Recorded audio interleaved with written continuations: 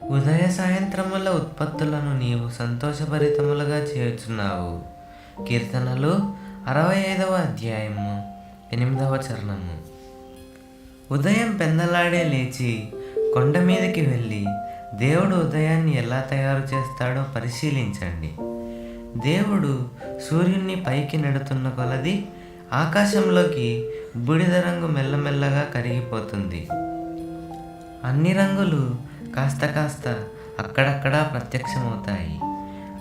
అవన్నీ క్రమంగా మిళితమైన ఒకే ధవల కాంతిగా మారే వేళకు సూర్యబింబం ప్రత్యక్షమవుతుంది. దినకరుడు ఠీవిగా బయలుదేరి తన కిరణాలను భూమిపై కురిపిస్తుంటే ఆ సంధ్యారుణిమలో ప్రకృతి దేవుని మహిమను వర్ణిస్తూ గొంతెత్తి పాడే పాటను వినండి. సంధ్యకాంతుల కెంజాయలో మంజుల స్వరమొకటి విన్నాను.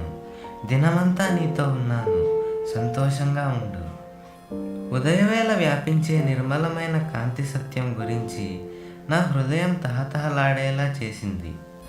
ఆ సత్యమే నన్ను ఉదయమంతా స్వచ్ఛంగా చేసే మహిమ కలది.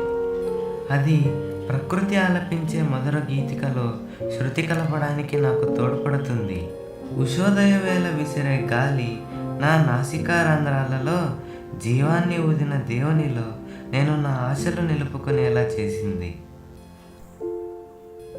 ఆయన తన ఊపిరితోనూ తన మనసుతోనూ తన ఆత్మతోనూ నన్ను నింపి ఆయన ఆలోచనలే నేను ఆలోచించేలా, ఆ జీవితాన్నే నేను జీవించగలిగేలా, అందులోనే నా బ్రతుకును నిలుపుకొని మహిమను పొందగలిగేలా ప్రార్థించేలా చేసింది.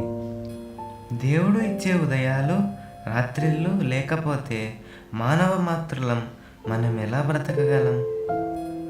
రాత్రికి పగటికి మధ్య వేగుచుక్క పొడిచిన వేళ, నీడల జాడలు నిశ్శబ్దంగా కదిలిపోతున్న వేళ, ఈ దినం చేయవలసినది ఏమిటని నీ గదిలో ఏకాంతంగా ముచ్చటగా యేసుతో ముచ్చటించు ఆయన చిత్తం ఏమిటని. నిన్ను నడిపిస్తాడు, పర్వతాలు వంచుతాడు, ఎడారులు పూలు పూస్తాయి, మారాధార మధురమవుతుంది. ఈ జీవన యాత్రంతా తెలుసా జైత్రయాత్రని? ఉదయాన్నే ఆయన్ను ఆరాధిస్తే నిజమే ఇది ప్రతినిత్యం.